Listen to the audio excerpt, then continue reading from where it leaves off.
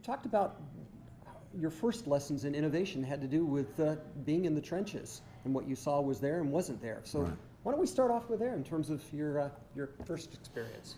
Well, Raymond, I've learned a lot over 50 years, and it really started being in the trenches. I think even before Tom Peters wrote his book, Management by Walking Around. But I would get out in the factory floor and talk to people who did the work and did the job and learn a lot from them. And what I found was that when I was presenting to the executives of the company, because I would price new airplanes and go negotiate those contracts, they would ask a question and I would provide a real life example of what was occurring on the factory floor today, and I never got a single question from them, which led me to believe that they hadn't been on the factory floor or in the factory in a decade probably. And I never wanted to be in that position. I wanted to know what was going on from the people who do the work. And whether it's innovation or simple execution of their tasks, I needed to know about those things. You talk about ruffling feathers. What do you mean by ruffling feathers? Well, I think that if you're not making people feel uncomfortable with change, with what's happening, you're probably not making progress. If everybody is agreeing with you and there's no ruffled feathers, you're just not doing something right. So I believe in something called dynamic tension. I want departments to offer ideas, to debate whether it's a good approach or not. And as a leader, I have to foster that kind of environment. You don't knock somebody down because they came up with a dumb idea. You try to get them to explain it and celebrate the fact that they brought it to you. And so you're going to ruffle feathers along the way, but I think that's how companies make change, make real progress. But the greatest decision I see now as a coach, or the greatest perspective I have, is the reluctance of CEOs or leaders to make needed change. And in any organization, in every organization, the employees know who's not performing. They know who's not keeping up, and they're probably saying to themselves, well, when are they going to find out? When are they going to realize? And that's another reason to be out. When you're out with the people, you find out what's going on, who's performing, who's not performing, and then you can make change. So, you know, I remember talking to a company that's now got 4,000 or 5,000 employees, and I would say, you know, you should meet every morning and talk about the issues, your executive team. And he said, oh, that would never work. I can't do that. That's impossible. But he reluctantly, after several months, tried it. They meet Monday morning and Friday morning. He would never change now. So you got to get them out of their comfort zone a little bit, try something, and they'll realize, gosh, it works for me. Fear holds people back from telling the truth. Fear holds people back from stepping forth with ideas when they're asked for. So in your experience, not only for all the work that you've done, but also in terms of your coaching, what have you recommended? What have you been able to help people with when it comes to breaking down fear? Well, you know, ultimately the CEO has to be willing to encourage that dynamic tension that I mentioned earlier, people bringing up ideas that may be different than yours. And you need to celebrate those and reward those people and recognize those people for having the ability to step up. You don't want to squash them, push them down, and ultimately it's because the company won't be as successful. You know, you as an individual don't have all the right ideas, can't make all the right decisions. It's a team that's going to help you get over that line.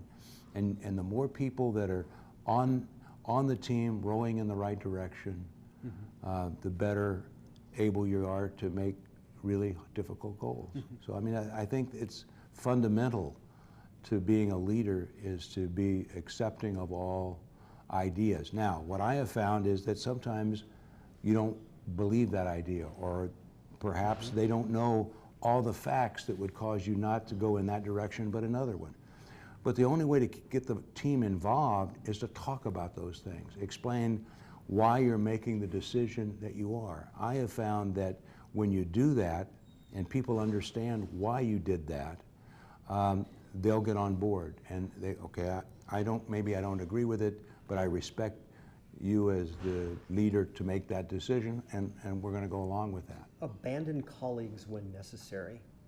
And in fact, you said when you are convinced it is time for change, you may find a need to abandon friends or coworkers who are holding you back. Well, you know, every organization, I believe, has to grow because the marketplace is changing. A company that's status quo will eventually be declining. And so you've got to keep pushing and growing and innovating. And there'll be employees that won't able to make that journey over time. And you know, you're really doing it, making change, getting people out of the seat they're in into another seat or out of the company. That is benefiting everyone in the company. The financial security of that company depends on the success of the whole team. Mm-hmm. And you're not doing favors to anybody by allowing people who aren't contributing to be on the boat, be on the same seat. So I think that that's part of change. You help them grow or you help them find a way out. You don't do it inhumanely, not caring about people. But if you cared about everybody in the organization, you would care about making sure everybody who's on the team is the right person. Mm-hmm.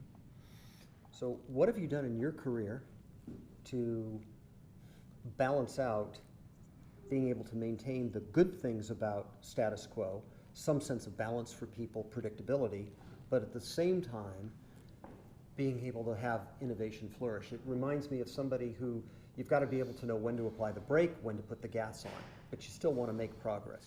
You know, in today's business world, it doesn't matter what level you're in, there's a lot of work to do.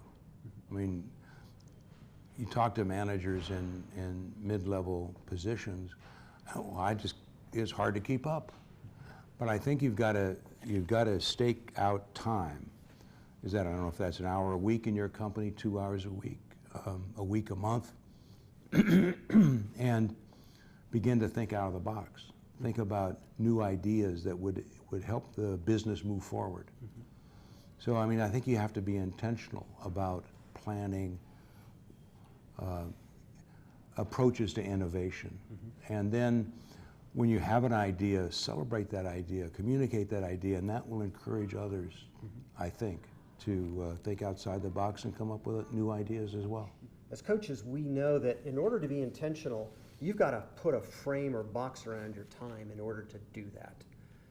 That is giving your full attention allows you to be intentional. So what have you seen or what have you done in your experience that would relate to that, and has it worked? Well, I think long before building champions and the idea of time blocking mm-hmm. Came into the vernacular of people being coached, I mean, I just believe that you had to schedule adequate time and put it on your calendar to devote to innovation, to devote to all aspects of your job. And so I was always firmly in the belief that I needed to schedule the adequate time to think and to be innovative and put it into my schedule. Any final thoughts on moving forward in terms of creating an innovative culture overall? Well, I think, if you're an executive or a company and you put your toe in the water and try something, and you find that worked positively for you, mm-hmm. that will encourage you to put another toe in the water, and then a foot, and then you really can get excited about what people can do. I mean, I guess I should always say, because I believe this firmly, that the best is yet to come, mm-hmm. no matter if it's for you or for me or for a company. So if you're really engaged in getting the people to be with you and go forward, mm-hmm. the best is yet to come. Okay, cool. All right, well, thank you very much.